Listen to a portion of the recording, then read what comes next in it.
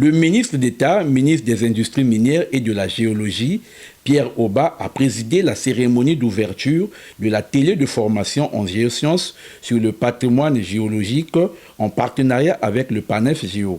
C'était en présence des représentants résidents de l'Union européenne puis de l'UNESCO au Congo et les autorités départementales de Pointe-Noire et du Kwilu. Au total, 30 participants venus de 15 pays d'Afrique et d'Europe se sont fixés rendez-vous du 13 au 18 juin 2022 pour être édifiés sur les techniques d'investigation dans la recherche géologique et minière en milieu professionnel. Placé sous le thème de la protection du patrimoine géologique vers la sauvegarde du patrimoine mémoriel, cet atelier de formation est la bienvenue, a déclaré le premier citoyen de la ville de Pointe-Noire.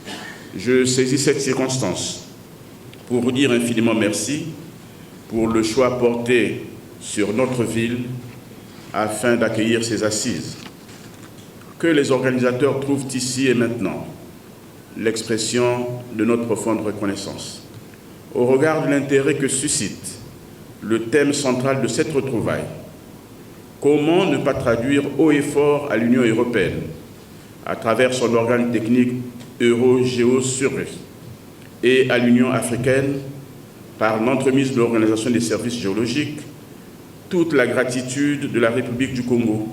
Piloté par les services géologiques européens et africains, PANAGEO vise à renforcer les capacités des services géologiques africains dans plusieurs domaines. C'est un programme, cela a été dit, cofinancé par l'Union européenne et un consortium de 11 services géologiques européens, avec également le soutien et la coopération des pays hôtes via leurs ministères et services géologiques. Le ministre d'État, ministre des Industries minières et de la Géologie, ouvrant les travaux, a martelé que le sous-sol et le sol congolais sont des richesses importantes. Le sol et le sous-sol du Congo, que nul n'ignore, regorgent d'énormes potentialités géologiques et minières qui constituent de ce fait un support pédologique abritant en son sein un large spectre d'espèces floristiques et fauniques dont l'importance n'est plus à démontrer.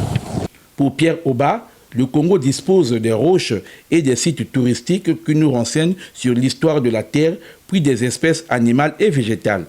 Les roches renferment de nombreux sites culturels qui incarnent la religion, les traditions et les mœurs. Les roches ont des vertus thérapeutiques qui sont à l'origine de la fabrication de nombreux produits médicaux et spirituels. Tels sont autant de considérations qui confortent le concept du patrimoine, du fait que la géologie du Congo a permis l'existence d'un écosystème très diversifié. Je me réjouis aussi de savoir que cette formation sur le patrimoine géologique ouvrira, à n'en point douter, les bases d'une réflexion approfondie sur la création d'un géoparc UNESCO dans notre pays. Le ministre d'État a en outre exhorté les participants à plus d'assiduité et d'attention en vue de s'approprier tous les contenus de la formation, ce qui leur permettra d'être capables de transmettre les enseignements reçus à leurs pairs. La fin de cette cérémonie a été marquée par la signature de l'accord dans le domaine des sciences de la Terre entre le Congo et le PANAF Géo.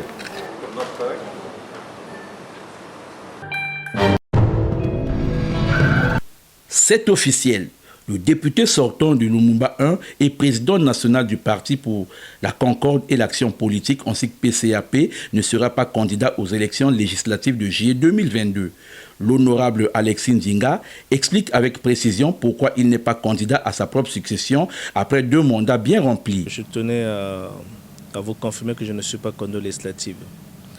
Le parti a eu une semaine d'investiture de ses candidats et le parti de PCAP, bien sûr, notre parti pour la Concorde et l'Action politique, a pensé mieux qu'il était important qu'il me donne d'autres missions.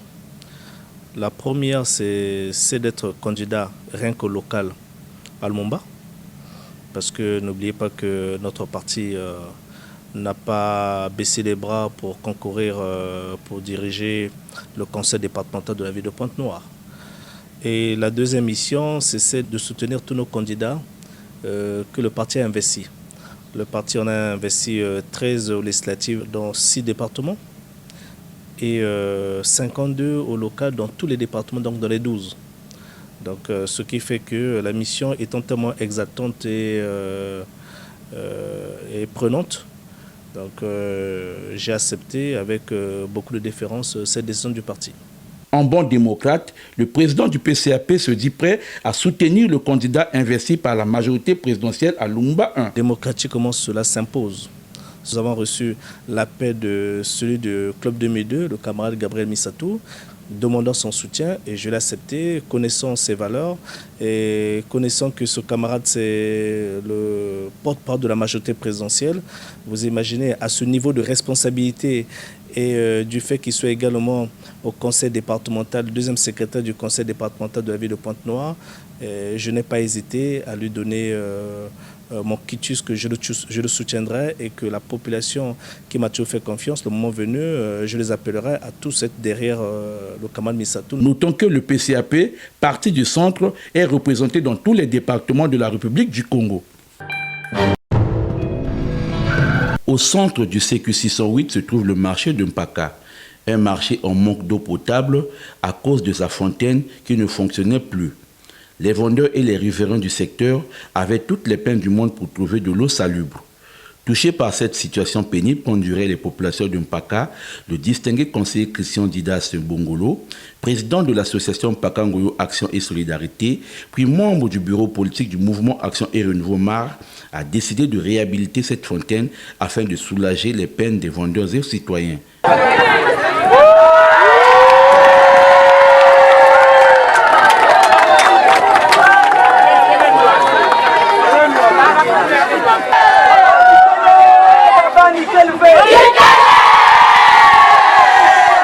Par ce geste philanthropique posé ici au beau milieu du marché Mpaka, considéré comme étant l'un des plus grands marchés de l'arrondissement 6 Ngoyo, nous avons voulu donner tout simplement un sourire aux mamans qui vendent ici, à la population environnante, afin qu'ils puissent avoir de l'eau potable et travailler dans les bonnes conditions. La fontaine du marché de Mpaka refaite sera bien gérée, a laissé entendre le président de l'association Mpaka Ngoyo Action et Solidarité. Oui, il y a une équipe qui sera mise sur pied avec la direction du marché de Mpaka, de façon à ce que justement cette œuvre qu'on a pu planter ici puisse être pérenne. Et nous allons y veiller. L'eau est gratuite. L'eau est gratuite. En pareille circonstance, la joie de la population est immense car l'eau c'est la vie. L'eau potable, c'est de l'eau qu'on peut boire sans danger. Mais quand l'eau n'est pas potable, ça devient un danger pour le corps humain. N'est-ce pas? Oui. Bien. Je parle de la part de toutes les femmes de marché Mpaka. Il nous manquait l'eau. On est très très contente d'avoir reçu ce beau bijou. Ce que je dirais que on a le droit d'entretenir ce beau bijou pour que ça ne puisse pas s'abîmer, quoi. Après avoir consommé en premier cette eau potable, le distingué conseiller Bongolo a donné le top aux vendeurs du marché et à la population d'utiliser désormais cette denrée essentielle qui leur faisait défaut. L'inauguration de la fontaine du marché de Mpaka est un véritable acte de cœur et d'amour posé par l'élu local Christian Didas Bongolo.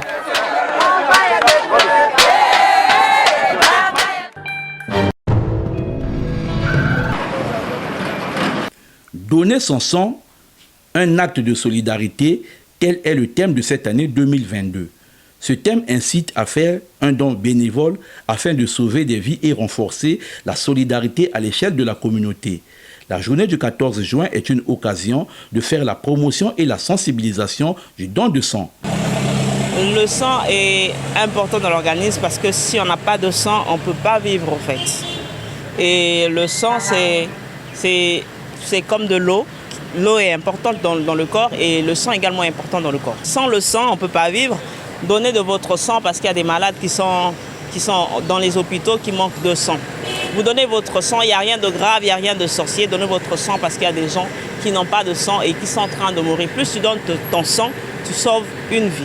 L'approvisionnement en sang et en produits sanguins sûrs sont un élément essentiel dans tout système sanitaire. Il faut donc motiver tous les donneurs réguliers de sang et les encourager à continuer à donner du sang, puis inciter des personnes qui ne l'ont jamais fait de le faire. Un hommage que nous rendons à l'ensemble des donneurs. Ce sont des héros. Ce sont des gens qui tous les jours se mettent debout pour donner une poche de sang et sauver des vies dans nos hôpitaux. Donner son sang est un engagement pris pour constituer des réserves importantes et parvenir à un accès universel rapide à des transfusions sanguines sûres. Le don de sang volontaire et bénévole est un acte fort de solidarité qui renforce la cohésion sociale au sein d'une communauté.